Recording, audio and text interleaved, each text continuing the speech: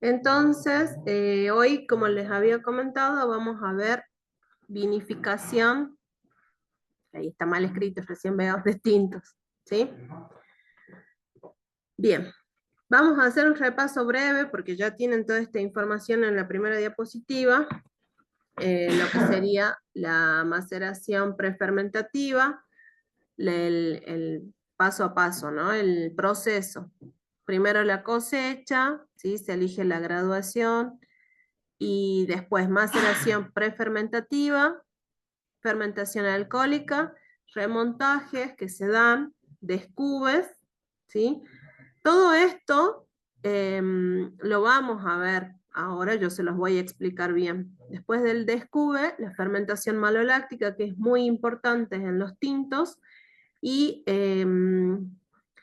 se puede elegir si se realiza crianza o no en los vinos, estabilización, clarificación y filtración y filtrado. A ver.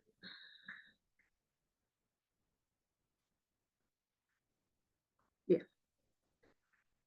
Tenemos la maceración prefermentativa, como ven acá en la fotografía, es cuando, ¿qué es lo que yo hago? Cosecho la uva y la voy a enfriar, ¿sí? Entonces, esto primero es la principal diferencia entre los vinos blancos y tintos a la hora de la elaboración. Los frutos son seleccionados y despalillados ingresan directamente a los tanques o piletas de fermentación, que esa era lo distinto con lo blanco, con el vino blanco, que en el caso de los blancos ingresaba solamente el jugo, ¿sí? Sin la cáscara y sin todos los restos sólidos. Ahí van a permanecer a baja temperatura para lograr una extracción de aromas y sabores. ¿Por qué se extrae de ahí? Porque los aromas y los sabores están presentes en la cáscara de la baya, de la uva. Además, también se va a lograr que esos ollejos tiñan el mosto. ¿Por qué? Porque la materia colorante se llaman antocianos y están contenidos justamente en las pieles. El proceso va a variar. ¿De qué va a variar? De una decisión enológica básicamente y de las temperaturas en las que yo me encuentre y en el momento de cosecha, con cuánta graduación yo coseché. Se puede llegar a demorar hasta 20 días. Generalmente acá en los valles no se suele demorar tanto, es un poco más corto, pero bueno, eso es una decisión enológica. ¿Qué es lo que el contacto de la piel con la pulpa, qué es lo que permite? La migración de componentes de la piel al jugo de la uva, es decir, del color, los taninos, ¿sí? Que son súper importantes en los vinos tintos, y los precursores aromáticos. Vinos livianos, de cuerpo, jóvenes, frutales, tienen maceraciones breves, o sea que no van a ser 20 días, pueden ser 2 o 3 días, ¿sí?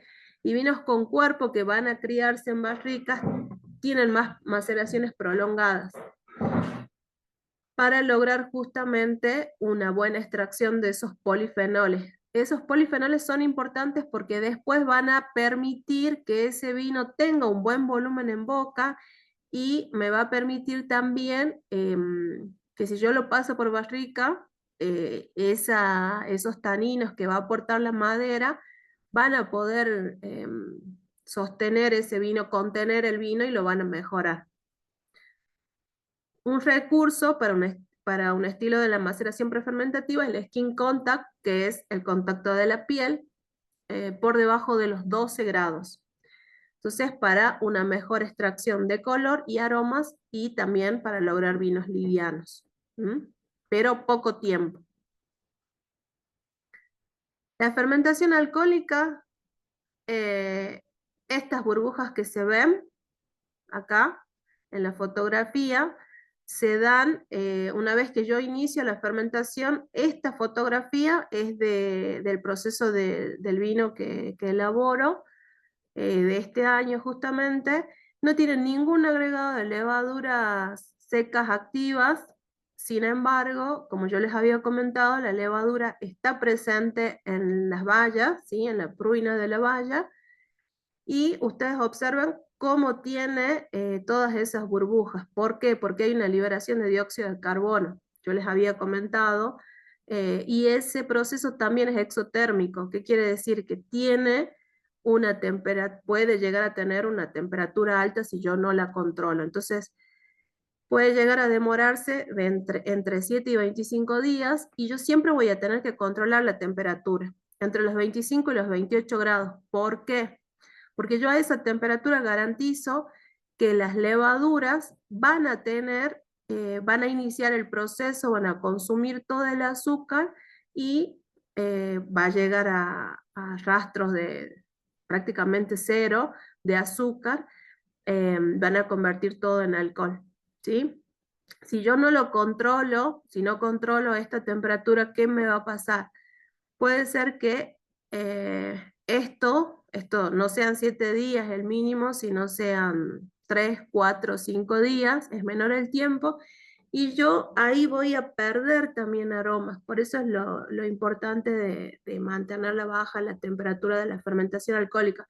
No baja, sino controlada, de lo que sería de 25 a 28 grados, es la temperatura óptima.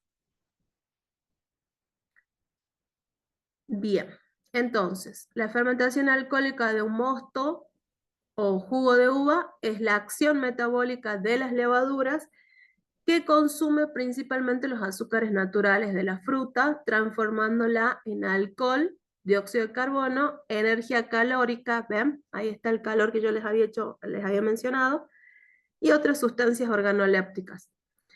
El trabajo enológico guía y controla la higiene y la temperatura, ya que sin estas condiciones la fermentación no se produce correctamente.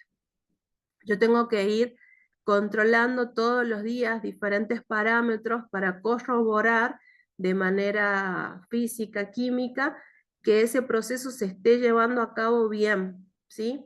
Si yo se controla en la mañana y a la tarde. En la mañana tendría que ir bajando de a poco, entonces, para justamente esté en este tiempo de entre 7 y 10 días aproximadamente. Con las levaduras indígenas puede llegar a demorarse de entre 10 a 12 días aproximadamente si yo lo mantengo a 25 o 26 grados. Eso es lo que en mi caso hago para preservar los aromas. Después, ¿qué vamos a ver acá? Y esto es importante, los componentes de la uva y del vino. Tenemos eh, componentes de gusto azucarado dulce. Acá la fructosa y la glucosa están presentes en la uva. Y el alcohol ya es un producto terminado, ¿sí? Que está presente en el vino. Esos componentes, en el caso de la fructosa y la glucosa, son azucarados. Y el alcohol se percibe como algo dulce al principio, se puede llegar a percibir algo dulce. ¿Qué más tenemos? Componentes sin sabor ni aroma, agua en un porcentaje 850 a 900 gramos por litro, que es agua vegetal. No se permite agregar agua. El agua vegetal es lo que está presente en la baya, y no sé si se logra ver acá, pero hay algunos escobajos, porque yo decido vinificar con cierto porcentaje de escobajo. Es una decisión enológica también, porque esos escobajos o raquis me aporta algo de agua vegetal. Eso es una decisión que tomo cuando yo veo, por ejemplo, que la uva está un poquitito más de graduación de la que yo debería cosechar, y esa es una manera natural de bajarle la graduación. No se puede agregar agua. Entonces esa es una manera de realizarlo. Luego, el gas carbónico, habíamos dicho que produce estimulaciones táctiles, sensación pseudotérmicas de frescura. Componentes de sabor salado, la presencia de sales es mínima e imperceptible. En algunos suelos se presenta esto, pero tiene que tener mucho compuesto para que sea realmente perceptible. ¿Qué más tenemos? Esto también es muy importante, los componentes de sabor ácido. Los ácidos orgánicos que proceden de la uva son el tartárico, que este es uno de los más importantes, málico y cítrico. Los ácidos provenientes de la fermentación son los ácidos succínicos, lácticos y acéticos. ¿Por qué es importante esto? Porque cuando yo evalúo la acidez del mosto, ¿sí? Puedo realizar una corrección con ácido tartárico. Es un ácido orgánico. ¿Bien?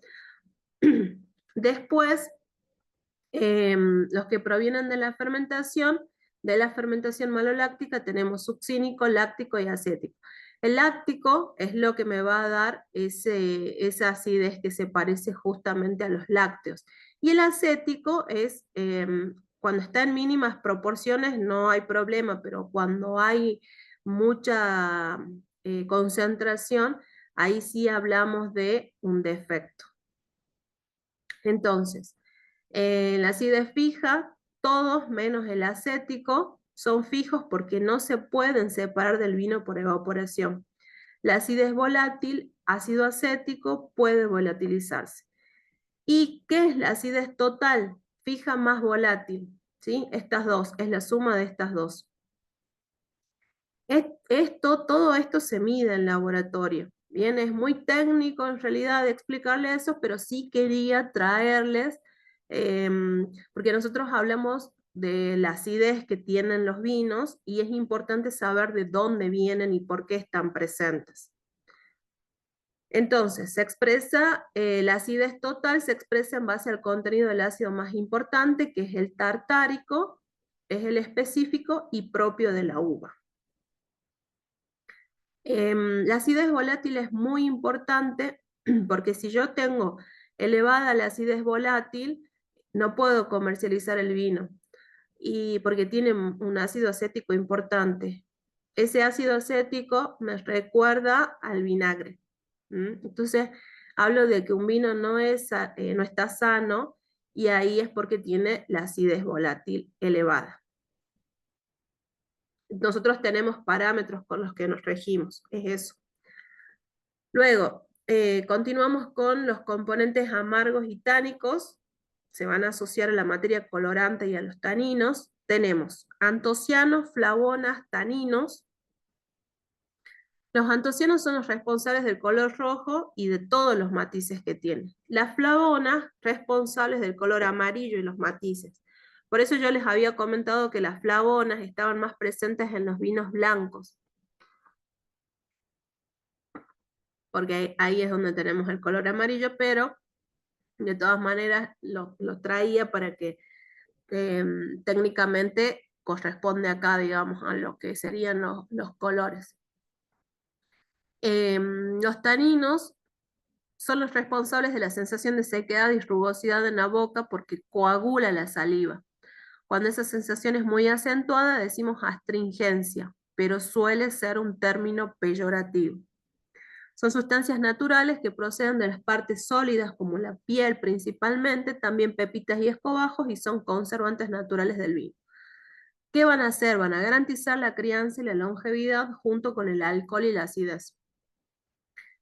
Nosotros hablamos de taninos, por eso yo les traía esto de la experiencia con el TDT, cuando lo dejan mucho tiempo y después lo toman y sienten que queda toda la boca seca, toda la cavidad bucal seca, y también así como una especie de, es como algo molesto. Entonces es muy importante la presencia de los taninos, porque cuando está en equilibrio, va a ser importante justamente para la crianza y la longevidad. Bien, con respecto a los tiempos, Acá tengo la cantidad, ¿sí? Y los días de maceración. En el eje de las Y, la cantidad, y en el eje de las X, los días de maceración de fermentación. Entonces, fíjense que a menor día, a menor cantidad de días de maceración, yo voy a tener vinos ligeros y frutados. A mayor cantidad de días, voy a tener vino con más cuerpo, ¿sí? Y esto también va a estar relacionado con los taninos, porque ustedes tengan en cuenta que si yo lo dejo mayor cantidad de tiempo, ¿sí? A ese contacto con las pieles, que es de donde justamente proceden de las partes sólidas, ¿sí? Voy a tener mayor extracción de taninos. Y también un aumento del alcohol, ¿sí?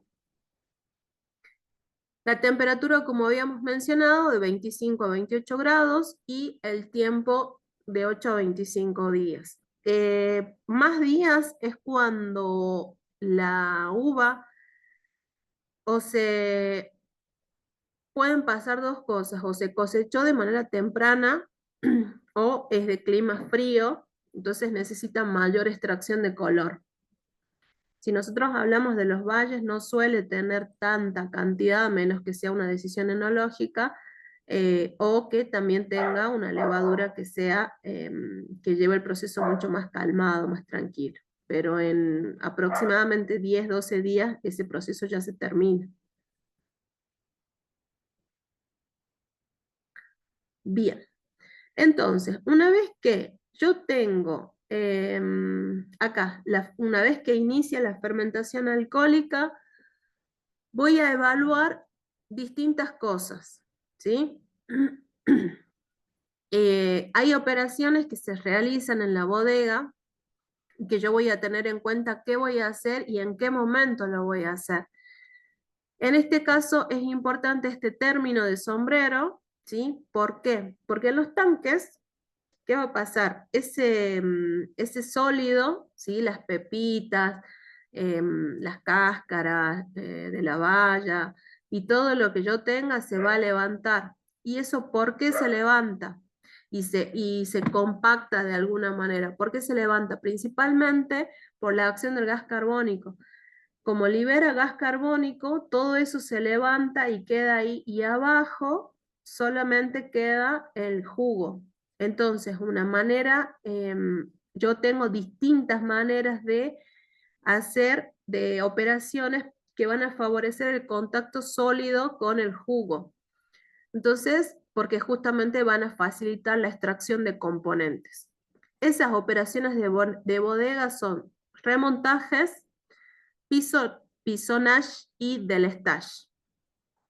Ahora les voy a explicar de qué se trata. No se realiza siempre los tres. Se pueden realizar uno o dos. Es muy difícil realizar los tres porque si no, ahí estaríamos hablando de una sobreextracción y son más que todo acá en los valles que el vino tiene mucho de todo. Yo hago sobreextracción y se siente como mucho más como mucho de todo en el vino, ¿sí? Entonces, muchas veces lo más suave es usar el remontaje o el pisonage. El del stage a veces se usa. Y eso, como les digo, también queda a criterio de cada enólogo o enóloga. ¿De qué se trata el remontaje? El remontaje es extraer el líquido de la parte inferior del tanque, ¿sí? Yo lo extraigo por acá, por la boca, por abajo, y mediante una bomba lo que hago es llevarlo hacia arriba y mojar el sombrero. Entonces ahí se rompe el sombrero. Se puede realizar de 2 a 3 veces por día durante semanas. Acá, durante la semana, por supuesto que dure la fermentación. La periodicidad y la frecuencia de estas tareas las define el enólogo y es en base al proceso fermentativo. ¿Por qué es importante hacer esto? Primero, para favorecer, como yo les había mencionado acá, el contacto sólido-jugo y también porque el oxígeno es importante en el proceso de la fermentación. Entonces, de esa manera yo oxigeno esto, porque las levaduras van a necesitar también algo de oxígeno para seguir reproduciéndose y seguir consumiendo todo el azúcar que tienen disponible. Después está el otro proceso, que es el del stage. ¿De qué se trata? En este caso, este se hace, no se hace con cierta regularidad. ¿En qué consiste? En vaciar totalmente la cuba, transferir el líquido a otra. Entonces, lo tomo de acá y lo dejo hacia el otro lado.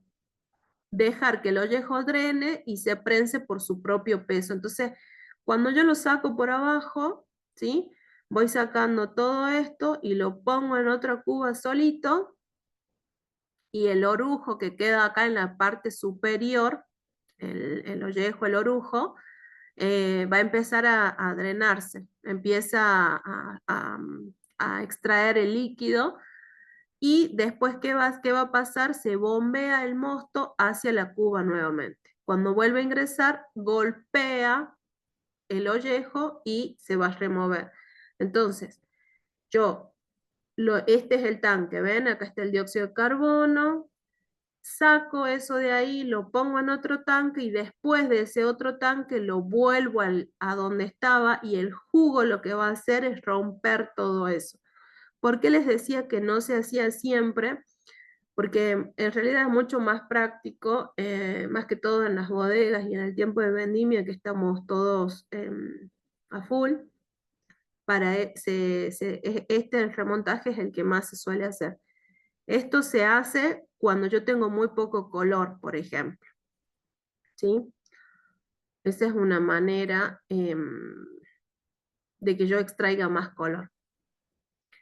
Después, que es el pisoneo, que esta palabra es en francés, pillage, algo así creo que es el pisoneo. ¿Qué hago? Mediante este tipo de herramienta, ¿sí? Que es para romper ese sombrero, los rompo y hago que el jugo tenga contacto con el sombrero. Es eso nada más. Entonces, también generalmente nosotros lo hacemos de manera mecánica, de manera manual, perdón, pero hay algunos tipos de pisos robóticos que se usan. Se va a aplicar el sombrero entonces, se aplica presión sobre el sombrero y se va a hundir el líquido. También va a depender de los volúmenes de producción, se aplica una u otra técnica. A veces también se practica en las barricas. Cuando yo lo tengo, cuando hago la fermentación en barricas, se llama batonnage o bastoneo, que es bazuqueo. Son volúmenes más pequeños. Por ejemplo, en este caso, el remontaje, para hacer el remontaje tengo que tener sí o sí una bomba, y son volúmenes más grandes. Esto, ¿ven? Esto que queda acá, como se ve acá, es un remontaje. Ahí se está mojando todo el sombrero y permite que se hunda nuevamente y vuelva a tener contacto con el líquido. De manera artesanal, nosotros solemos hacer esto. Son tanques más chicos y lo presionamos con la mano o con tiene que ser sí o sí en este caso algo de acero inoxidable para que no contamine. Tenemos que cuidar muchísimo la higiene en la bodega. No nos olvidemos que estamos tratando de un alimento. Después de eso, ¿qué va a pasar? Las levaduras, después que finaliza la fermentación, que yo hice todas estas operaciones o alguna de estas operaciones, llega el momento de que finaliza la fermentación alcohólica y yo realizo el descube. las levaduras van haciendo su tarea hasta agotar el azúcar. El vino es degustado y analizado permanentemente hasta el descube. A este vino se lo denomina vino de gota. Cuando yo abro y ya analicé químicamente, analíticamente, que ese vino ya no tiene azúcar, que ese producto ya no tiene azúcar y todo lo demás, lo que yo hago es abrir acá el tanque y mediante una bomba yo puedo extraer todo el líquido y no lo vuelvo a enviar al mismo tanque, sino que lo envío a otro tanque y ese vino se denomina vino gota o vino flor también. En ese caso es un vino que no tiene prácticamente nada de orujos ni de borra. Se puede, em, puede permanecer separado en otro tanque porque es un vino de muy buena calidad, ¿sí? O también, ¿qué puede pasar? Eso por un lado. Y por el otro lado, los ollejos que tienen algo de líquido, porque estuvieron en contacto con ese líquido, se van a llevar a una prensa. En este caso hablamos de una prensa neumática y de esa prensa, ¿sí? Lo que va a hacer es presionar y va a sacar el vino prensa. Esta prensa en su interior tiene una vejiga o una bolsa de plástico que se infla y desinfla y va a ejercer la presión sobre las paredes del tanque donde se encuentran esos ollejos. Los ollejos están en un tambor perforado que deja pasar el líquido que se llama vino de prensa. Entonces, lo que se puede hacer es separar el vino de gota en un tanque y el vino de prensa en otro. Luego, mediante degustaciones organolépticas, yo voy eligiendo qué proporción del vino prensa voy a agregar al vino de gota o decido si va todo al mismo tanque. Bien, pero esa es una decisión. ¿Por qué? Porque a veces cuando yo uso mucho la prensa, puedo percibir con posterioridad una sobreextracción, que sería un vino que tiene mucho de todo. Entonces eso lo voy eligiendo y voy viendo en el momento según el criterio del enólogo o de la empresa, ¿sí? También tiene que ver con la categoría de vino que yo esté elaborando. Si yo voy a elaborar un vino de alta gama, generalmente es muy poco el porcentaje de vino prensa que yo le voy a agregar, más va a tener vino gota o vino flor. ¿Me van siguiendo? Profe, una consulta. Sí. ¿Esos serían los vinos finos que le llaman? Claro, Ah, bien. en ese caso, en el vino fino o vino sí, voy a tener mayor concentración o mayor porcentaje de vino gota que de vino prensa. Ah, bien, profe, gracias. Por favor. ¿Alguien más tiene otra duda?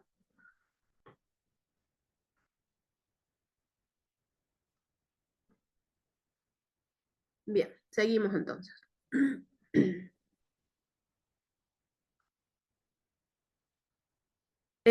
Bien, luego que yo tengo todo el vino en el recipiente, ¿sí? En el tanque, voy a tener lo que voy a pasar a la fermentación maloláctica. Recuerden que teníamos dos procesos, dos fermentaciones. La fermentación alcohólica que transforma el azúcar en alcohol y otros compuestos, y la fermentación maloláctica, que es la que se produce a partir de una bacteria, ¿sí? La fermentación alcohólica se produce a partir de una levadura. Entonces, la bacteria, que su nombre es Leuconostoc oenos, ¿sí? Oenus, ¿qué va a hacer? Va a consumir y va a transformar el ácido málico que es muy intenso, y para que ustedes tengan una idea, es el que está, es el ácido típico en la manzana verde, en ácido láctico, que es más suave, más cremoso, más untuoso, y es típico de los productos lácticos. Es necesaria en tintos, porque si yo no hago, si ese vino no hace fermentación maloláctica, va a quedar más bien ácido, como suelen ser la mayoría de los blancos o de los rosados. ¿Mm? Tienen una acidez fuerte, y los hace frescos, esas son las características. Pero en el caso de un tinto, yo necesito que sea más suave, más cremoso, untuoso.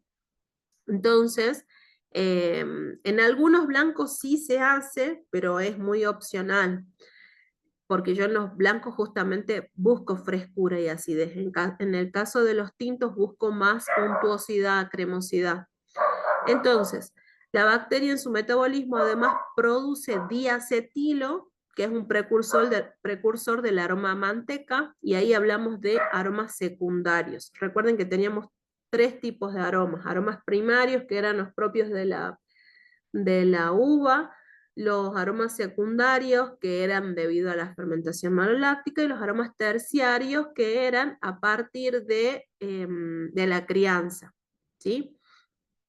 Entonces, en este caso, también es provechoso tener este tipo de fermentación. El rango de la temperatura ideal entre 20 y 25 grados. La fermentación es controlada y se interrumpe con dióxido de azufre. El dióxido de azufre es el anhídrido, en realidad, anhídrido sulfuroso, que puede estar presente en distintas formas en bodega. Se usa de con distintos compuestos, pero en ese caso, una vez que yo realice la corrección, ya interrumpo. Hay varias formas de que esto esté presente. Se puede dar naturalmente, porque las levaduras, perdón, porque los vinos, las uvas, tienen presente este tipo de bacterias. Si yo al mosto eh, no lo corregí con mucho anhídrido sulfuroso, permanecen activas esas bacterias, entonces se va a dar de manera natural. Otras veces, cuando no se dan de manera natural, se inoculan bacterias para que realice el proceso, ¿sí? Pero sí es importante. Entonces, la acidez total del vino va a disminuir entre 1 y 3 gramos por litro. Acuérdense que la acidez total era la acidez fija más la acidez volátil, ¿sí? Nosotros tenemos todos esos valores preestablecidos, porque es lo que nos va a dar, acá ven, la acidez total. Es lo que nos va a permitir que nos aprueben un vino o no, para que salga a la venta. Para eso se aprueba, se da un libre circulación, y en esa libre circulación que lo provee el INB, ahí te indica bien, este vino está apto para ser consumido, no tiene ningún riesgo. Entonces, por eso es importante todo esto. ¿Vamos bien? ¿Tienen alguna duda?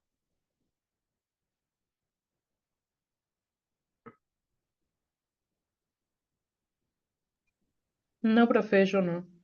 Bien, bueno. Pasamos entonces a lo que sería la crianza. Acá es muy importante el tema del uso del recipiente de roble. Como yo les había mencionado, no todos los vinos tintos pasan a barrica de roble, ¿sí? ¿Por qué? Primero porque tiene que ver, ese vino, esos vinos suelen estar pensados desde el viñedo. Entonces, si yo tengo una muy buena calidad en la uva, si yo hice un proceso pensado, una fermentación pensada y tuve en cuenta un montón de cosas y de características de que yo coseché, por ejemplo, cosecha manual, selección de granos, selección de racimos, perdón, selección de gramos con posterioridad, qué maquinaria usé, el frío, de cuánto hablamos de la fermentación, de la maceración, perdón, prefermentativa, cuánto tiempo, o sea, todo eso yo ya lo tengo que tener pensado con anticipación. Entonces, si yo estoy hablando de un vino de alta gama o de tope de gama o un vino reserva o gran reserva, yo ya lo tengo que tener pensado con anterioridad. Entonces, el uso de ese recipiente de roble, de barrica o tonel, es un recurso, un camino para un estilo. ¿Cuáles son las finalidades de esto? Gestionar una dosis controlada de oxígeno, también ceder taninos de la madera y transmitir los aromas del roble. Imagínense que yo tengo un vino que ha sido pensado como joven, ¿sí? Yo no tuve en cuenta muchas otras cosas y es un vino muy frutado, fresco, es rico y es fácil de beberlo y yo lo pongo en barrica. Me lo va a pasar por encima porque quizás es mucho lo que tiene la barrica para aportar y después voy a perder todos los otros aromas que yo gané en la fermentación. Entonces, un vino se piensa desde el viñedo. ¿Mm? ¿Qué es lo que yo quiero elaborar? ¿Qué es lo que la bodega, no tanto porque en definitiva terminamos siendo empleados muchas veces, pero sí desde la bodega, qué es lo que se quiere elaborar, ¿sí? Cuál es el mercado al que yo apunto. Y todo eso se va a ver, se va a transmitir también en el precio final del vino. Ustedes tengan en cuenta que si yo tengo un vino joven, elaboro el vino, lo tengo en el recipiente, en el tanque de acero inoxidable, y yo a partir de julio, agosto, ya está listo el vino para ser fraccionado. Entonces yo en ese mismo año ya voy a empezar a comercializarlo. Ahí hablamos de un vino joven. Cuando hablamos de un vino reserva o gran reserva, eso no les puse, pero tenemos distintas categorías.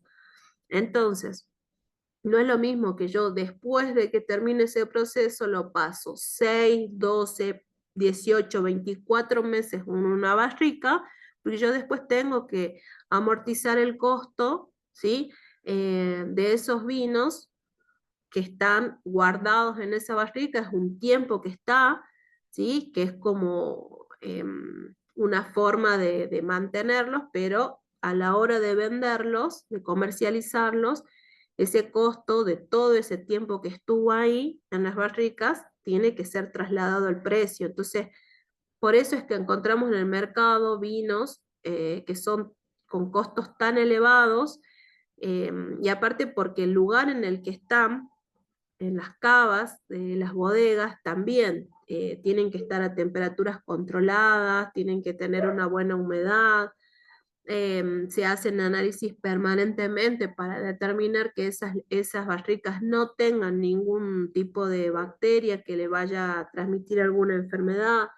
Se van rellenando las barricas constantemente para que no tenga mucha presencia de oxígeno. Entonces, todas esas cosas se va haciendo un control permanente y con posterioridad eso se decide. Si se agarra un lote de barricas, se va a fraccionar todo o hago cortes. Eso es una decisión enológica que vamos viendo, o qué proporción de un vino más joven o más nuevo, que tenga menos tiempo en la barrica, con otro y así. Y se va jugando un poco con esa alquimia, con esa forma de ver qué es lo que quiero comunicar como bodega, ¿sí? ¿Qué estilo quiero comunicar? Y eso principalmente, o abrirme a distintos mercados, ¿sí? Eso es un poco el tema del uso de las barricas. Entonces, ¿Cuáles son las finalidades? Las que les había mencionado: se gestiona una dosis controlada de oxígeno, van a ceder esos taninos de la madera. ¿Qué quiere decir? Que los taninos que están presentes en el vino, cuando se combinan con estos de la madera, me van a permitir que ese tanino del vino pueda permanecer más estable en el tiempo. Entonces, recuerden que yo les había comentado que no todos los vinos son para guarda. Entonces, si pasó por barrica, sí es mucho más probable que tenga un buen potencial de guarda, porque ese tanino va a estar bien fijado en el vino, ¿sí? Porque pasó por la madera. Entonces, químicamente logra algo que puede permanecer en el tiempo, ¿sí? Y los aromas terciarios, acá en este caso hablamos de que transmiten los aromas del roble. Después, cuando hablamos de tendencia, hablamos de que la tendencia actual es para vinos que expresan el terroir, para vinos que buscan la expresión del varietal en su territorio, y se brinda entonces una intervención de la madera más controlada. La madera en exceso es un recurso que estandariza el sabor del vino. ¿Qué quiere decir? En este caso, si yo busco una expresión del terroir, lo que voy a hacer es, ok, tiene madera, pero va a tener, puedo usar barricas de tercer uso, por ejemplo, o cuarto quizás, ¿sí? Que va a tener algo más suave.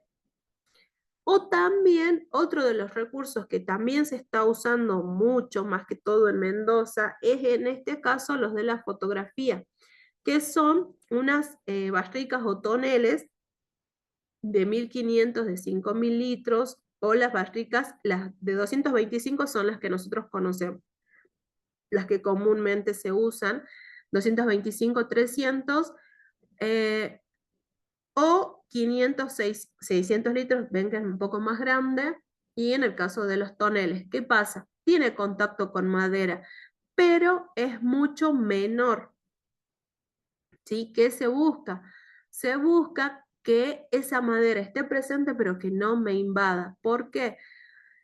Porque es estandarizar el sabor del vino. Yo voy a hacer que, si yo uso mucha madera, voy a perder las características propias del vino. Entonces es lo mismo que yo tenga un vino que sabe mucho a madera, ¿sí? No voy a poder diferenciar ni la bodega, ni la expresión del terroir, ni la expresión de la fruta, ni nada, ¿sí? Entonces, se busca que sea algo más, algo menos invasivo. Bien, vamos a ver. Entonces, la crianza, los diferentes tipos de roble. Tenemos roble americano, roble francés. En el caso del roble americano hay diferencias de tipos en la madera, ¿sí? Y los aportes también que van a brindar al vino. En el caso del roble americano tenemos aromas más simples y definidos, como el caso del coco, ¿sí? Y la vainilla. Y en el caso del roble francés hay aromas un poco más complejos: el clavo de olor, la pimienta, frutos secos, los balsámicos. Y también va a intervenir, perdón, los niveles del tostado de la madera. Podemos tener notas de cacao, café, y si ese grado del tostado de la madera es más elevado, si está más tostada, voy a tener más ahumados, ceniza, ¿sí? Bien, entonces, también otra cosa que acá no les agregué, pero que sí aporta, en el caso, hoy en día, ustedes tengan en cuenta que comprar barricas de roble americano, francés, son unos costos elevados para una bodega, ¿no? Entonces, y teniendo en cuenta esto que yo les comentaba, que a veces es contraproducente que sean maderas de primer uso, muchas veces ¿qué se hace? Se utiliza, se desarman las barricas, ¿sí? Y se utilizan las duelas, las tiras de la madera, ¿sí? De la barrica desarmada, se las pone, se las puede agregar directamente al tanque y eso me brinda un aporte y no hay necesidad, es un contacto más mínimo, digamos. Después otra cosa que se usan son chips, que son pedacitos de madera, ¿sí? De roble, puede ser roble francés, americano. En algunos casos se usan otros tipos de madera, y se agregan a una bolsa, ¿sí? Como un saquito de té, y se lo agrega al tanque. Eso me da un aroma terciario, me aporta algo, pero no es invasivo con el vino. Eso también es importante a tener en cuenta. Son distintas herramientas, distintos métodos que se va usando y van a depender principalmente del ingreso económico de la bodega, del vino, eh, de todo lo que yo tenga en cuenta y a qué mercado también estoy apuntando. ¿Sí? Bien.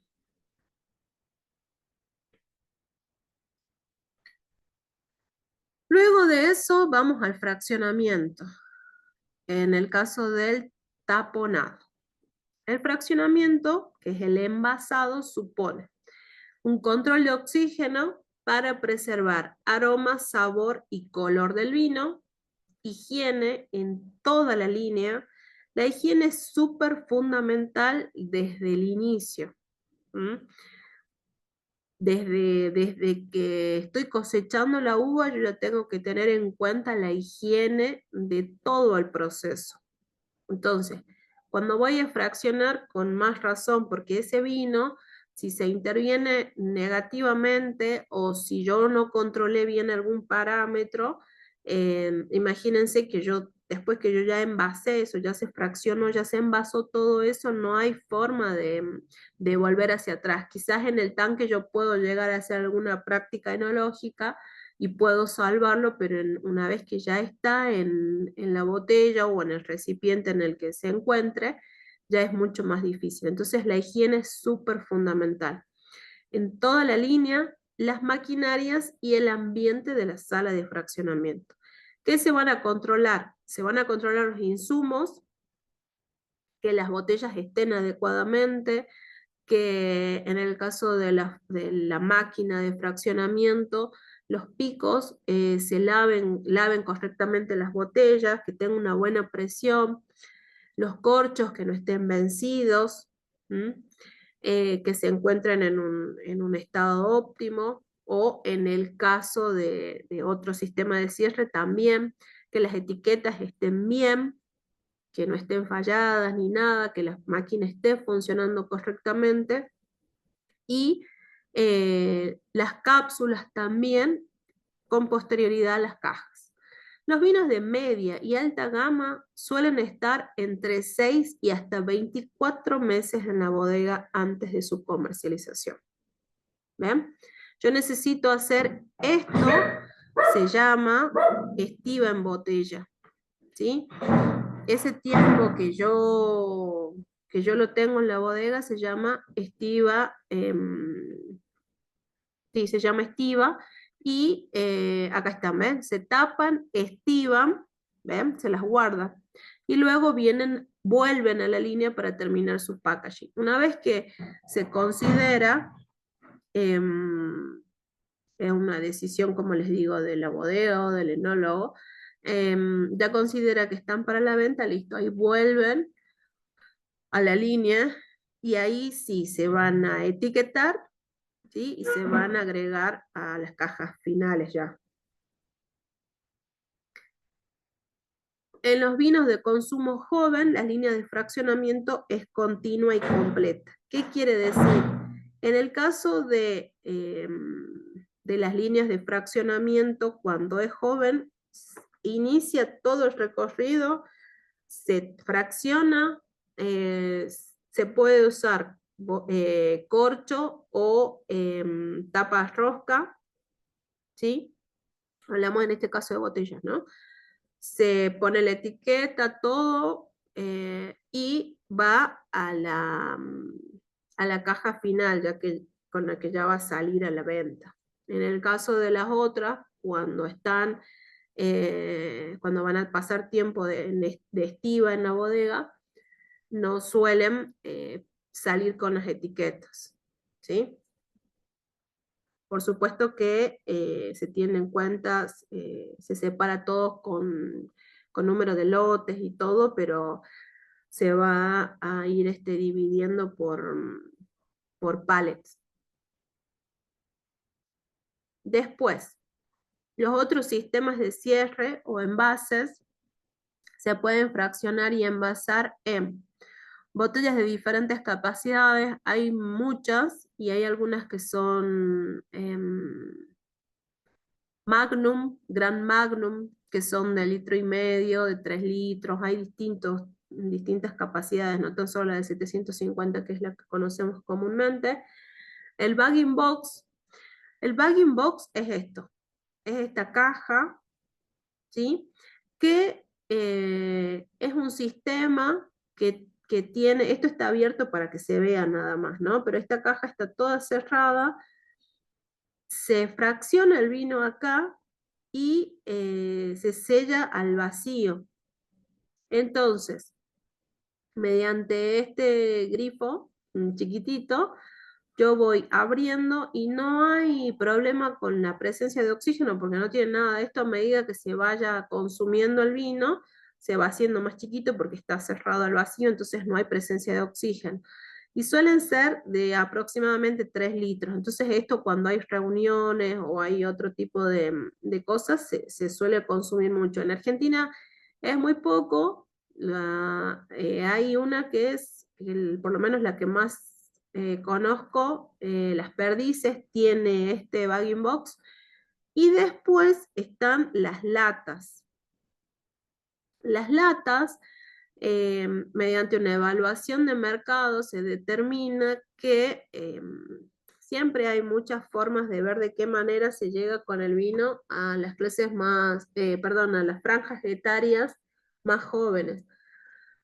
Entonces, en un intento de ponerlo quizás a la par de la cerveza, no sé si a la par, pero bueno, como un mercado así muy similar, está en la presencia de estas latas, que es como tomar una o dos copas, y son vinos más, en este caso hablamos de un dulce, ¿sí? Creo que estos dos son dulces.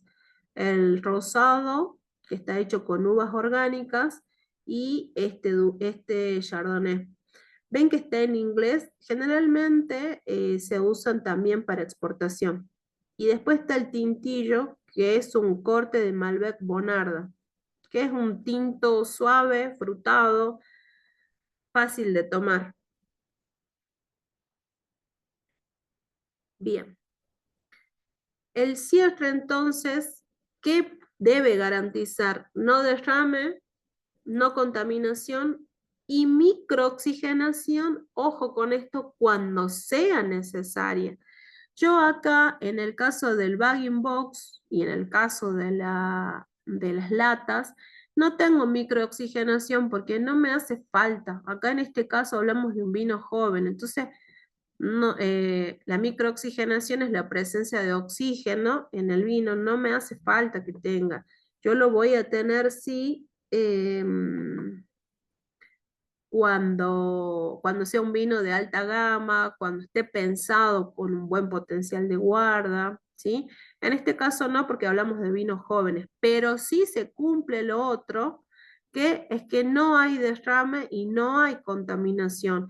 Yo abro esto, ¿sí? Y no tiene otro contacto, no tiene contacto con oxígeno, tampoco hay derrame porque está perfectamente sellada esta especie de bolsa, ¿sí? Que se encuentra dentro de esta caja. Entonces, cumple con esto. No hay derrame, no contaminación, no hace falta la microoxigenación y en el mercado conviven el tapón natural o corcho, tapón sintético y la tapa a rosca, ¿sí? Ya está en inglés. Entonces, ¿qué es lo que tengo más cantidad acá? En este caso, según esta revista de Cantar, lo que tengo mayor cantidad es corcho natural. Después sigue la tapa rosca y ahí nomás cerca el corcho sintético, el tapón sintético. ¿Tienen dudas?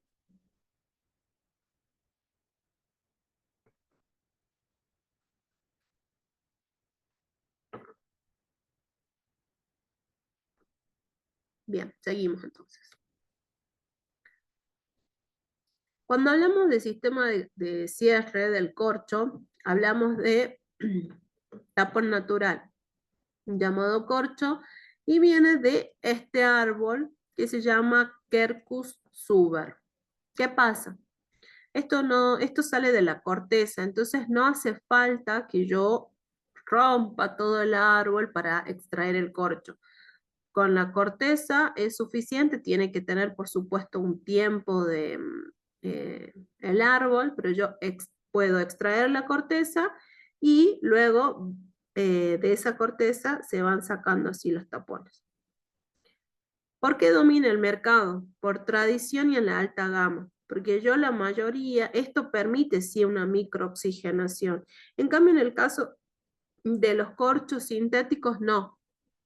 Estos están más pensados para vinos jóvenes, ¿sí?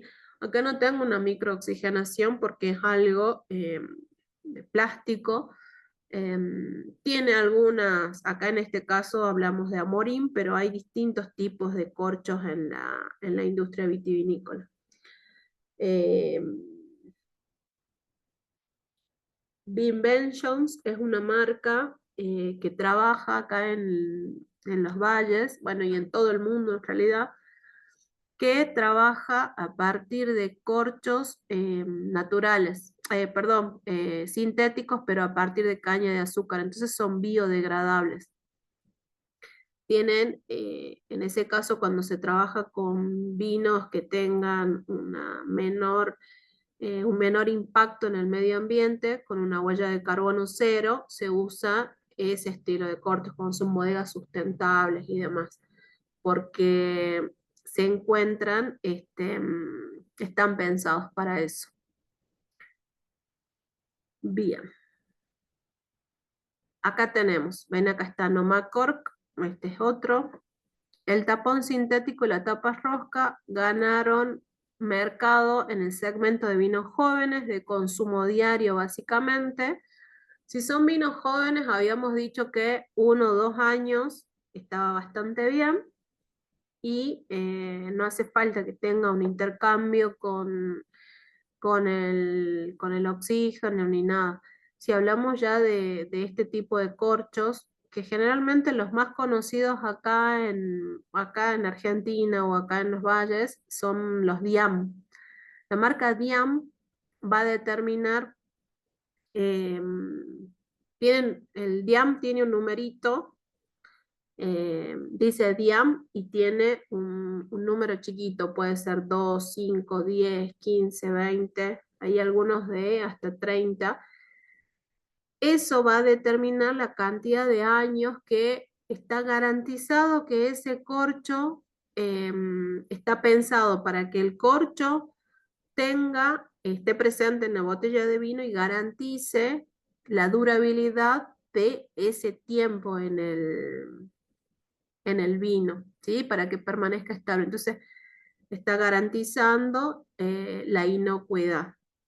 Es una de las marcas más reconocidas y habla cuando se destapan estos vinos, se habla de que estamos en presencia de un vino de media o alta gama, según el corcho que tenga y los años. ¿sí? Si está dentro, por ejemplo, si es un, no sé, un 20-20 y tengo un DIAM 5, ya estoy casi al límite para consumir ese vino, ¿sí? Después, bien, también acá los materiales no contaminantes, todas las unidades deben ser uniformes, de fácil extracción y penetración. No quiere decir que sea un vino, habla solamente del potencial de guarda de estos vinos, ¿sí? Cuando yo tengo vinos así, es para consumirlos dentro de los 2, 3 años, así como muy casi al límite, para consumir este estilo de vinos que son los vinos jóvenes, que ya vamos a hablar en un ratito más, pero sí para que tengan en cuenta todos estos procesos. Bien, vamos a hacer un corte hasta acá y nos quedaría lo que sería evaluación sensorial para que ya veamos lo que la otra parte. ¿Tienen algunas dudas? ¿Algo?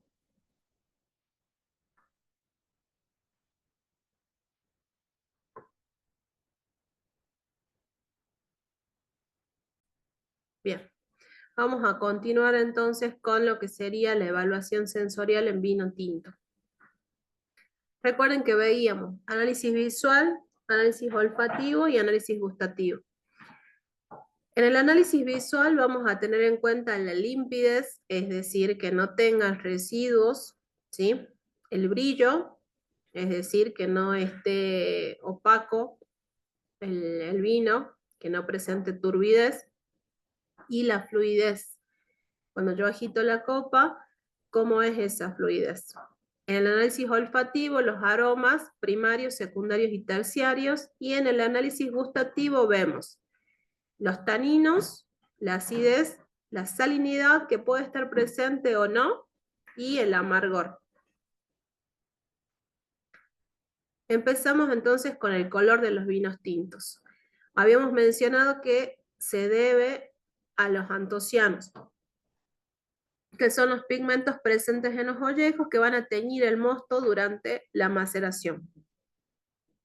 Su evaluación entonces comienza en el menisco, que es la parte superior de la copa, ¿sí? Que es esta parte, donde se van a distinguir las tonalidades como violáceo, rubí, cereza, carmesí, morado, marrón, rojizo o teja. Todo esto me va a determinar también la edad o la evolución del vino.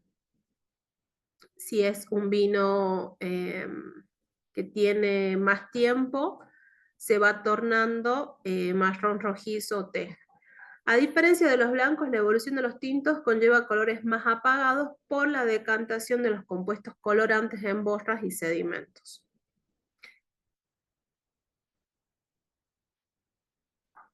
Además, los reflejos visibles en los laterales van a ayudar a determinar la edad del vino, pudiendo ser azulados, violáceos, cerezas o anaranjados. Otro aspecto clave es la profundidad, que indica la concentración. Un vino profundo presenta un color cerrado e intenso, mientras que una transparencia mayor refleja baja o media intensidad.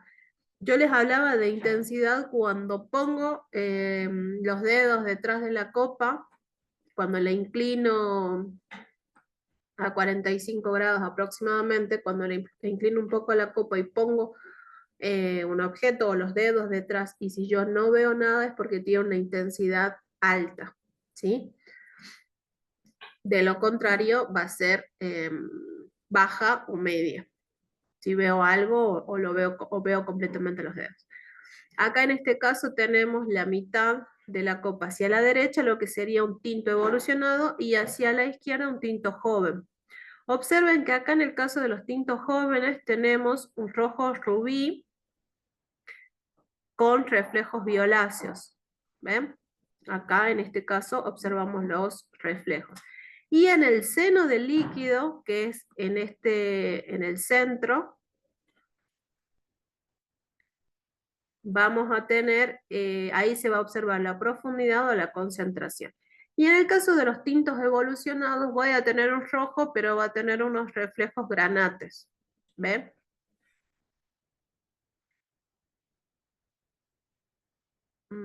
Bien. Entonces tenemos lo que sería la limpidez y brillo. El brillo es menor que en los vinos blancos, pero no debe presentar opacidad ni turbidez. Cuando yo tengo turbidez, es muy probable que ese vino tenga algún defecto o no haya sido filtrado adecuadamente. ¿Mm? Que no es lo mismo decir que yo tenga intensidad alta o baja. ¿Mm? Luego, en la fluidez se observan las lágrimas, eso no representa la calidad. La densidad de las lágrimas está más bien relacionada con el nivel de alcohol, de azúcar, de glicerina y de extracto seco que se encuentra en el vino. Las lágrimas están presentes debido al glicerol, que es un tipo de alcohol que se encuentra en el vino. Los tintos, perdón, suelen ser más densos que los blancos. ¿Mm? Los vinos se muestran fluidos o densos según la lágrima, no adjetivar de más. O sea, digo, lágrimas de descenso rápido o lágrimas de descenso lento. Eso, nada más. El aspecto visual del vino nos aproxima a la edad o la evolución que tiene. Entonces, los vinos tintos se definen por el rojo y sus matices: púrpura, violáceo, rubí, cereza, granate, cereza ocre, que es un rojo amarillento, caoba, que es un rojo más bien amarronado. Entonces, cuando es el vino joven, yo voy a encontrar estos colores, o tengo más probabilidad de encontrar estos colores. Es un azul violáceo, no es un azul solamente, ¿sí? Recuerden siempre que son del color de los rojizos. No decimos Bordeaux en los colores porque cuando decimos Bordeaux hacemos mención a una región de Francia. Entonces el color Bordeaux no lo usamos. Usamos estos, adjetivamos con estos colores: azul violáceo, púrpura. Cuando está algo maduro es rubí, cereza. También tiene que ver todo esto con el lugar de donde fue la cosecha, la altura que yo tenga. Todo eso va a determinar. Acá en los valles solemos tener un granate, pero es más bien de vinos jóvenes. Entonces, hay algo de violáceo también, pero no necesariamente que tenga evolución. Si hablamos que colores tejas, cuando ya se encuentra evolucionado y se van haciendo cada vez más marrones u ocre cuando ya están en fase descendente. ¿Qué quiere decir? Que es cuando ya el vino ya está más bien evolucionado y tiene muy poco tiempo para ser consumido, ¿sí? Es muy probable que ya encontremos algo de defectos o algún aroma oxidados también con este tipo de colores, porque ese vino ya está pasado. La oxidación de la materia colorante en tintos tiende entonces a los colores teja, naranja, marrón. Esos colores de los vinos es porque ya está en decadencia, digámoslo así. Acá se observa bien lo que sería un vino joven hacia la izquierda y hacia la derecha un vino evolucionado. Entonces, cuando envejecen, ¿qué pasa? Los tintos se van aclarando, ¿ven? Tienden más a un ocre, un anaranjado. ¿Por qué? Porque los pigmentos se van oxidando.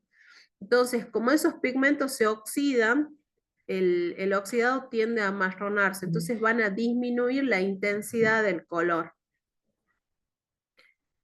Acá les puse cómo es la evolución en colores blancos y tintos.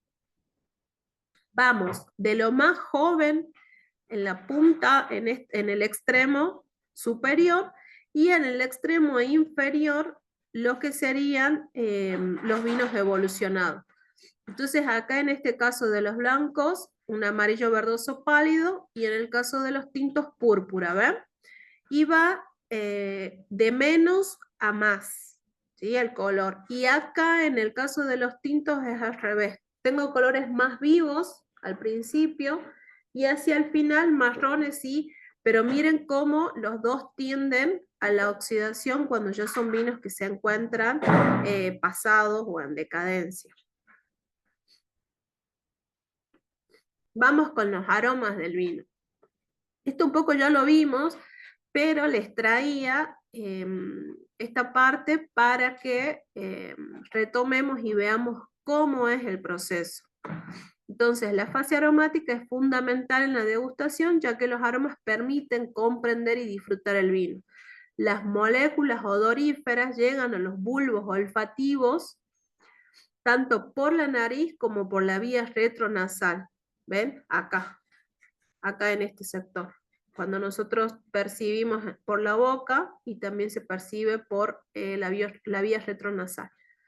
El cerebro procesa esta información y la compara con una extensa memoria olfativa, que es lo que yo les digo a ustedes, mientras más práctica tengan, mayor memoria van a tener, mayor memoria olfativa van a tener y van a poder usar mejor los descriptores aromáticos. Gracias a este mecanismo, el ser humano puede discriminar alrededor de 10.000 moléculas aromáticas, todo por supuesto con práctica y con conciencia de lo que se está haciendo.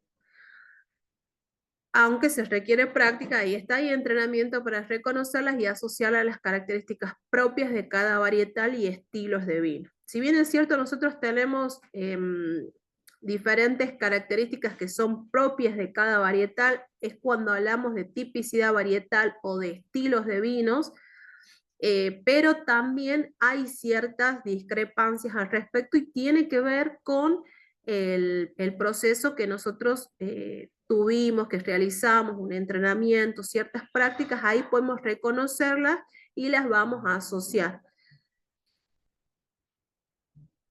Bueno, el bulbo nasal es la región olfativa donde los aromas, moléculas odoríferas en estado gaseoso son procesadas. Hasta allí llegan por las fosas nasales y también por la cavidad faríngea cuando el vino ingresa al paladar. Pero lo importante es destacar que para una evaluación completa del vino, ambas vías deben ser estimuladas. Ahí en este caso, por ejemplo, podemos hacer el ejercicio de tomar un sorbo de vino con la nariz tapada para comprobar la importancia del olfato. Cuando lo hacíamos en clases, algunas de los alumnos estaban un poco congestionados, resfriados y no percibían bien los aromas.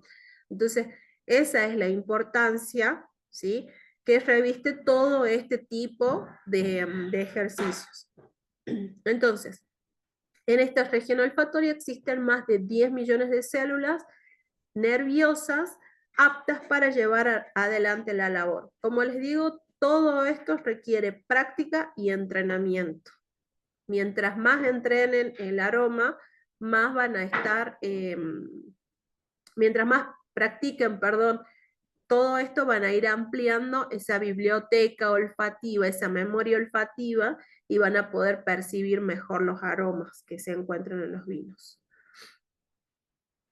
¿Por qué huelen los vinos? Cada variedad de uva tiene grupos aromáticos que definen su personalidad. Floral, frutal, especiada. También tienen que tener en cuenta si ese vino pasa por barrica, si no pasa por barrica y todo lo demás. Lo importante de todo esto es que nosotros ahora estamos haciendo los ejercicios viendo la botella. Lo ideal sería que mientras continuemos la práctica, podamos hacer después catas a ciegas. Entonces, eso va a determinar también qué tipo de ejercicios venimos haciendo y si logramos descubrir al menos de qué varietal estamos percibiendo los aromas. Entonces, las uvas, retomando, las uvas contienen precursores aromáticos que al transformarse en la vinificación van a generar el perfil aromático del vino. Los aromas dependen de la cantidad y tipo de compuestos presentes. Por eso pueden recordar a frutas, flores o vegetales. ¿Mm? Era lo que yo les había mencionado no me acuerdo si la primera o la segunda clase, sobre los compuestos químicos que se encontraban. En este caso, les traigo de nuevo los tioles, que me dan notas cítricas y de frutos tropicales, y ahí hablamos de una presencia importante en los blancos. Y los terpenos, que van a aportar aromas florales. Estos compuestos son los mismos que existen en otras frutas, frutas, flores y plantas, lo que explica la diversidad aromática de los tintos.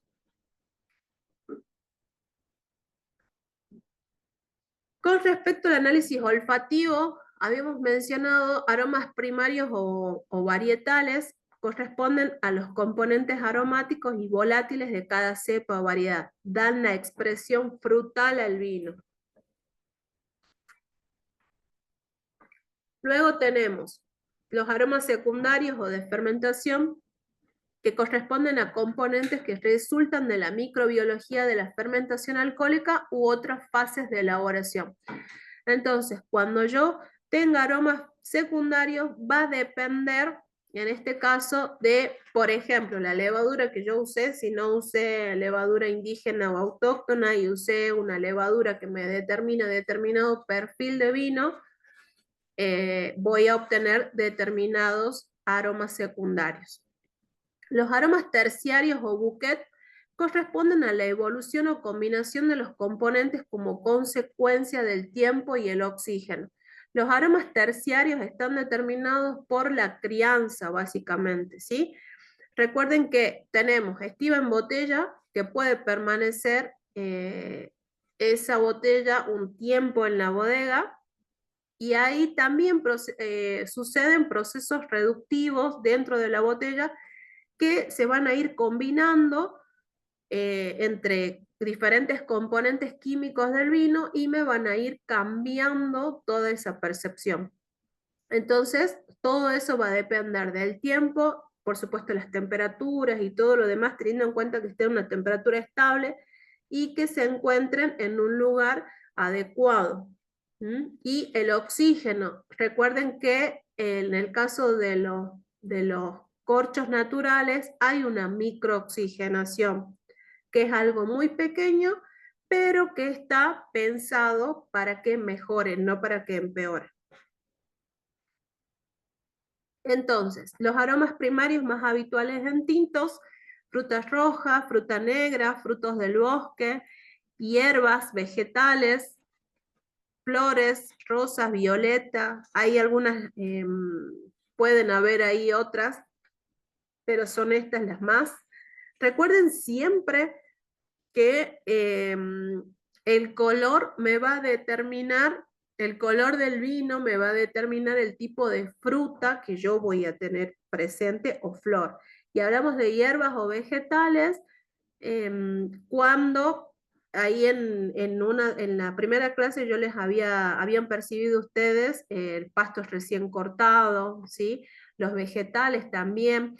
El Sauvignon Blanc tenía varios aromas vegetales, y todo eso está determinado por la tipicidad varietal. ¿De qué va a depender? ¿Ven?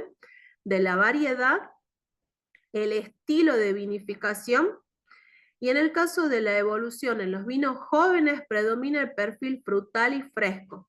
A medida que envejecen van perdiendo la frescura y la expresión frutal. No quiere decir que esté mal. Si bien es cierto, si un vino está pensado para la guarda, va a mantener algo de ese perfil frutal, pero también va a estar presente la madera.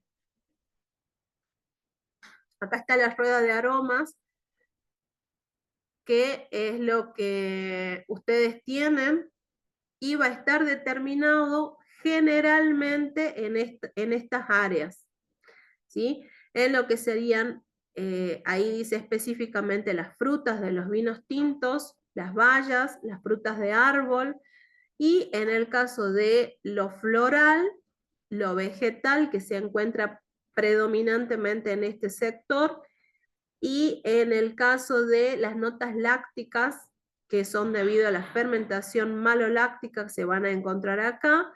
Y para el caso de los vinos que tengan evolución, van a estar en este sector.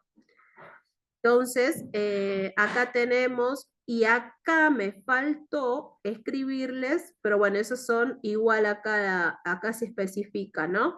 Si son vinos que tienen paso por barrica de roble, yo puedo percibir todo este sector, ¿sí?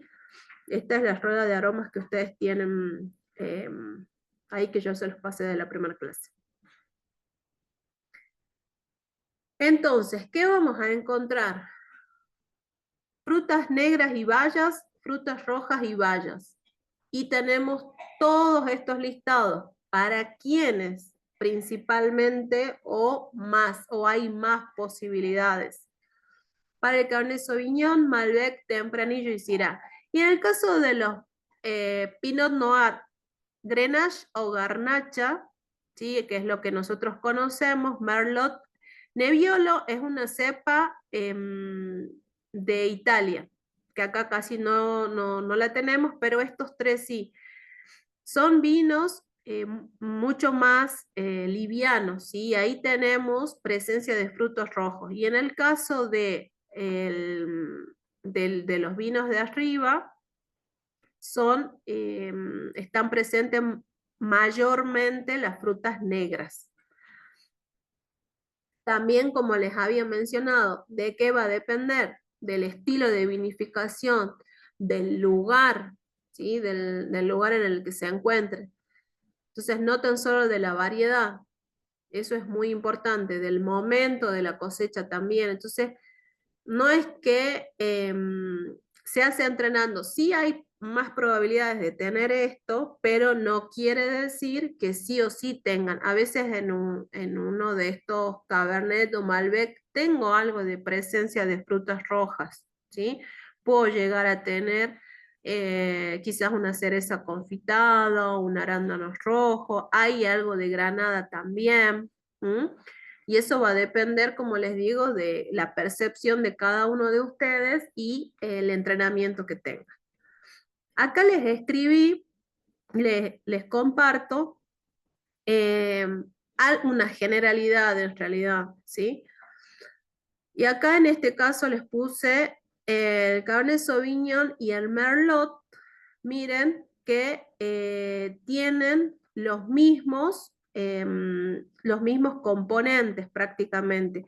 ¿Cuál va a ser la diferencia? Principalmente que en el caso del Merlot tiene un perfil aromático, por supuesto similar, si no es casi igual, pero es menos intenso.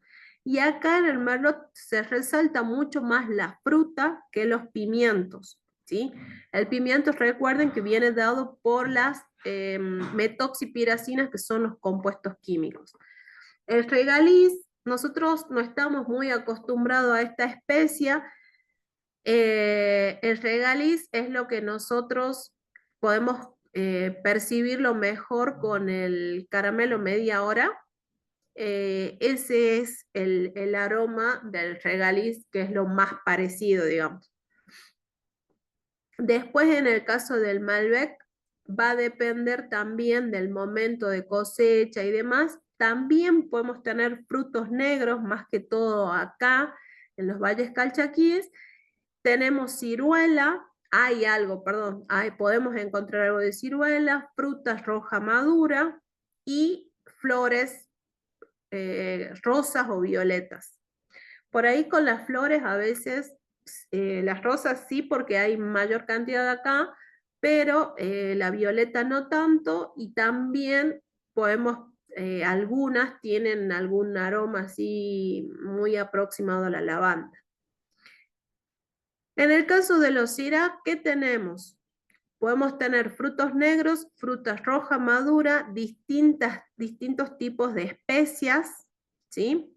Y puede haber algo de cuero también. Como les digo, esto no es considerado un defecto, sí algo importante de la tipicidad varietal, y va a depender del tiempo de cosecha, el lugar en el que se realice. y demás. ¿Me van siguiendo? ¿Tienen dudas?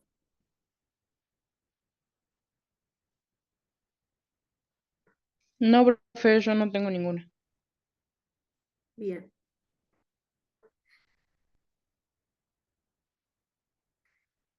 ¿Cómo llegan entonces los gustos al vino?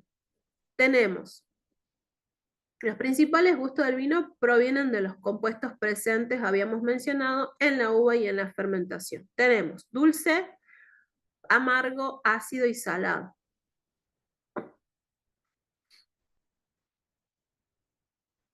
Dulce lo aportan los azúcares residuales, la glucosa, habíamos mencionado la fructosa, sacarosa. Todos estos, las pentosas, incluso son azúcares residuales, además del etanol y el glicerol. Este último también da cuerpo y redondez, que es el alcohol, ¿sí? Lo amargo proviene de los compuestos fenólicos como los antocianos, color en tintos, flavonoles, color en blancos y taninos, responsables del amargor y la astringencia. El ácido se debe a los ácidos orgánicos naturales de la uva, el tartárico, málico, cítrico, esto ya los habíamos charlado, y a los generados en la fermentación, que son el succínico, láctico y los volátiles, como el ácido acético o el butírico. Determinan la frescura también y la sensación frutal. Esto va a determinar el estado de la fruta en la que se encuentre. Si yo tengo una buena acidez, me va a permitir percibir una fruta más fresca. ¿Sí? Hablamos cuando los vinos están más frutados. Y en el caso del salado, es mucho menos frecuente. Puede provenir de sales minerales y orgánicas en pequeñas cantidades, como el bitartrato de potasio, que aporta un matiz levemente salado y ácido. Hay algo, se habla de algunos vinos que son como salados, que provienen de diferentes terroirs, pero no está muy estudiado. Hay personas que sí lo perciben y hay otros que no, por eso es que se determina con menor frecuencia. Vamos a ver, ¿qué factores van a definir la calidad de un vino en el paladar? Esto yo ya les había comentado también. El ataque es la primera impresión en la boca que va a permitir distinguir si el vino es seco o dulce. Ven, acá les puse porque había algunos compañeros que en una de las descripciones había puesto que lo percibía dulce, pero el vino era seco. Entonces yo le dije que tenga cuidado porque era el alcohol, que después es lo que se va atenuando. Al alcohol nosotros lo podemos percibir al principio dulce, más que todo si ese vino no se encuentra con la temperatura correcta. Después tenemos la acidez, perdón, el cuerpo, la sensación táctil y de peso en boca, puede ser ligero, de buen cuerpo, musculoso, intenso, hay distintos tipos para llamarlo. Refleja la concentración y en algunos casos la crianza en roble también. Le brinda otra sensación cuando pasó por roble. La acidez, ¿qué me va a aportar? Frescura y vivacidad. Cuando no está presente, tenemos un vino plano, ¿sí? Es como que pasa el vino y no me deja nada en boca. Sin embargo, si esta acidez se encuentra en exceso, lo va a volver algo punzante, algo molesto, ¿sí? Es una acidez que molesta en la boca. El alcohol, ¿qué le va a otorgar? Calidez y temperamento. Tiene que estar equilibrado con la acidez y los taninos. De lo contrario, puede resultar agresivo o débil. Los sabores y sensaciones táctiles van a definir la identidad gustativa. Cuando coinciden con la expresión aromática, se considera un vino franco. Cuando yo la expresión aromática que percibo en nariz la vuelvo a percibir en la boca, según los sabores y esas sensaciones táctiles, si coinciden en ambas, entonces hablamos de vino franco. Los taninos son los polifenoles presentes en ollejos, pepitas y las barricas también, y van a aportar estructuras, se perciben en la parte posterior y lateral del paladar. Su textura astringente varía según la variedad, el origen, la edad y la evolución. Y hay distintas formas de denominar los taninos.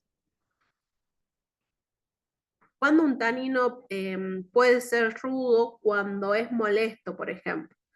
Cuando es firme, es cuando está presente, ¿sí? Pero no me molesta, sino que yo lo percibo presente. Y redondo es cuando, generalmente tengo un tanino redondo cuando pasó por barrica, es decir, esta combinación química que sucede me va a brindar un tanino, una astringencia, pero que no es para nada molesta en boca. Entonces, ahí hablamos de taninos redondos y cuando es amable, cuando se percibe amable, ¿sí? A veces al término amable no lo usamos de manera profesional, sino para hacer intercambios nada más, pero sí podemos hablar de taninos redondos cuando se encuentran este tipo de taninos que no son molestos. Tenemos un balance. ¿Qué es el balance? Es la armonía entre la acidez, el alcohol y los taninos. Cualquier exceso va a generar falta de equilibrio. Los taninos suelen suavizar con el tiempo, pero acidez y alcohol ya no se corrigen en botella. Entonces, yo al principio puedo llegar a tener un vino que tenga un tanino duro, rudo, ¿sí? Pero sí tengo esperanzas de que ese tanino mejore en la botella porque se van a combinar químicamente con otros compuestos y va a quedar equilibrado. En cambio, la acidez y el alcohol no se corrigen en botella. Si yo ya lo fraccioné así, ya está.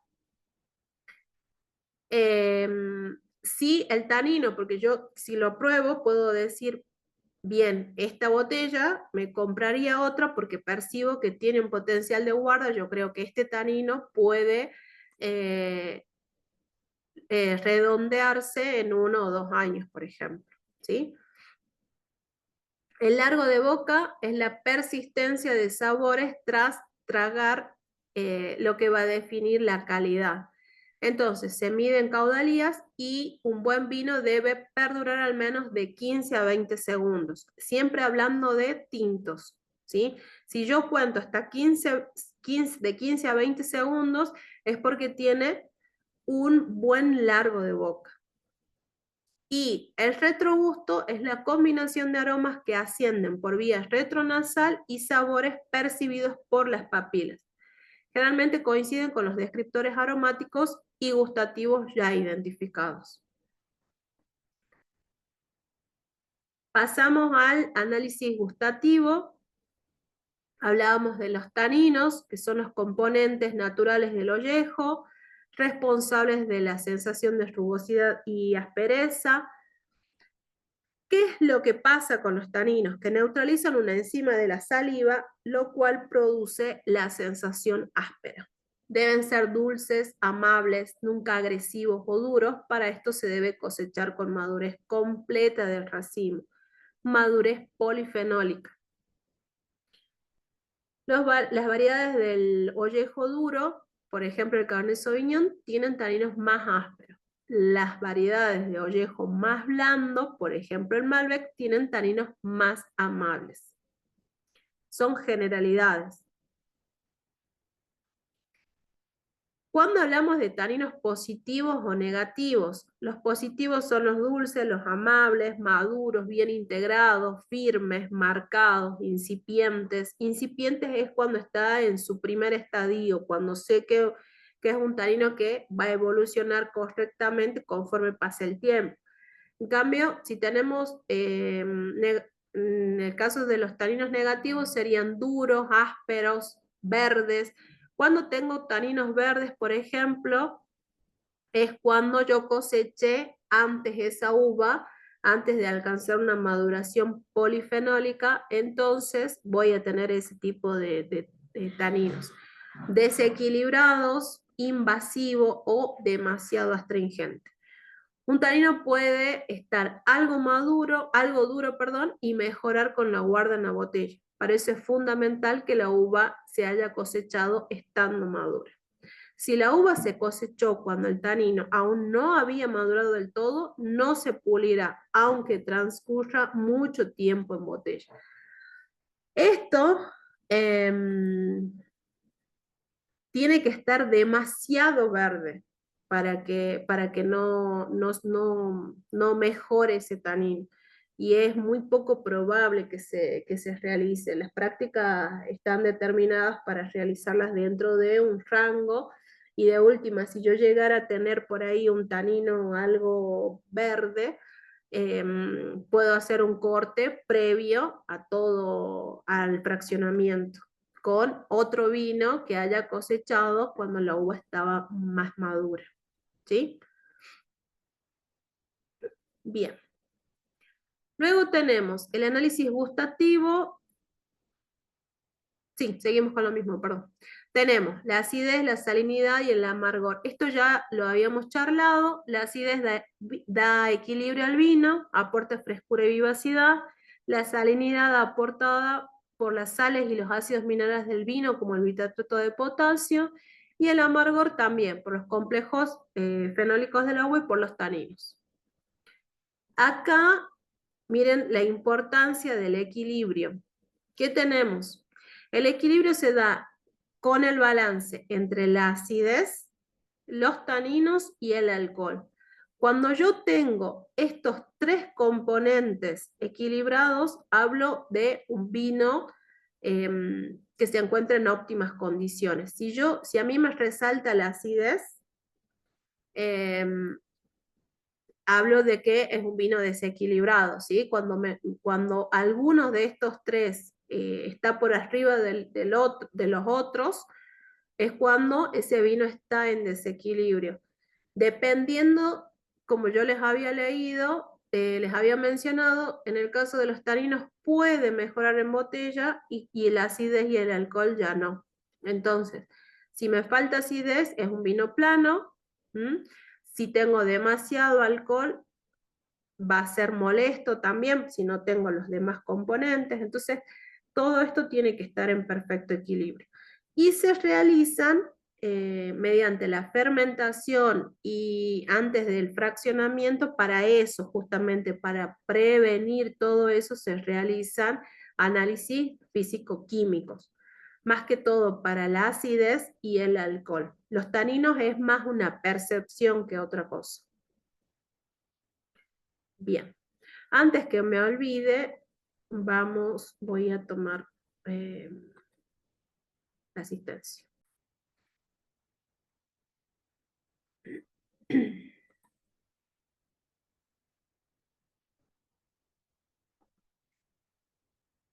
Bueno, continuamos. Acá tenemos un poco más con otros dibujos, todo lo que ya vimos de la estructura de cata. Todo esto ya lo vimos, es solamente modo de repaso. Y para que les quede, ¿no? Y vamos a terminar con los estilos de vino. Tenemos entonces estilos de tintos jóvenes, frescos y frutados, de cuerpo ligero, poco peso en boca, generalmente sin crianza en barrica, con predominio de aromas primarios, una acidez destacada, unos taninos suaves, simples, directos. Tintos de complejidad media, cuerpo medio, aromas primarios más terciarios, taninos más presentes y algo más complejos.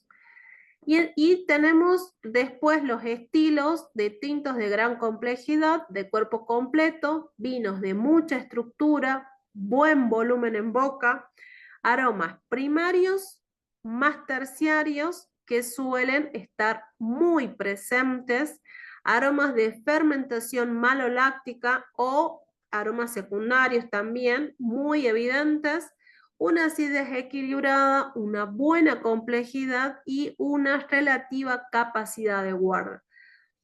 Cuando hablamos de complejidad, en este caso de los vinos, es cuando percibimos en copa ciertos aromas, determinados aromas, luego agitamos la copa y seguimos percibiendo distintos tipos de aromas, ¿sí? Por ejemplo, tengo fruta, sigo agitando la copa, percibo flores, sigo agitando la copa y percibo aromas lácticos o aromas terciarios que me asegure que yo tenga certeza que ese vino pasó por barrica de roble. Entonces, ahí hablamos también de un vino complejo o de un vino por capas, ¿sí?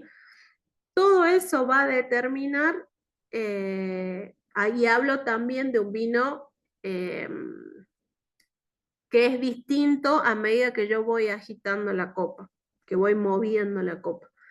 Con respecto al cuerpo también es completo, es un vino de muy buena, de muy buena estructura y todo lo que nosotros habíamos mencionado con anterioridad. ¿Qué quiere decir que tenga relativa capacidad de guarda? Que yo sepa, tenga la certeza de que si yo ese vino lo guardo, va a mejorar, nunca va a empeorar. ¿Y de qué va a depender? De las condiciones de la botella también y del corcho principalmente, ¿sí? De esa microoxigenación que pueda llegar a tener el corcho. No tanto del peso. Anteriormente hay una tendencia con respecto a la huella de carbono que cada vez sea más baja. Antes se usaban, de todas maneras se siguen usando en diferentes bodegas, más que todas las icónicas o porque hay una tendencia del consumo hacia ese estilo de vinos de botellas muy pesadas.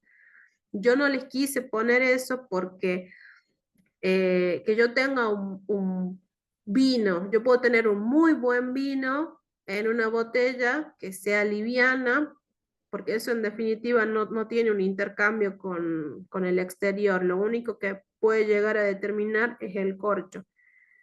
Anteriormente se usaban las botellas pesadas y me garantizaba de cierta manera que que ese vino tenía un potencial de guarda alto, pero hoy en día se está desestimando.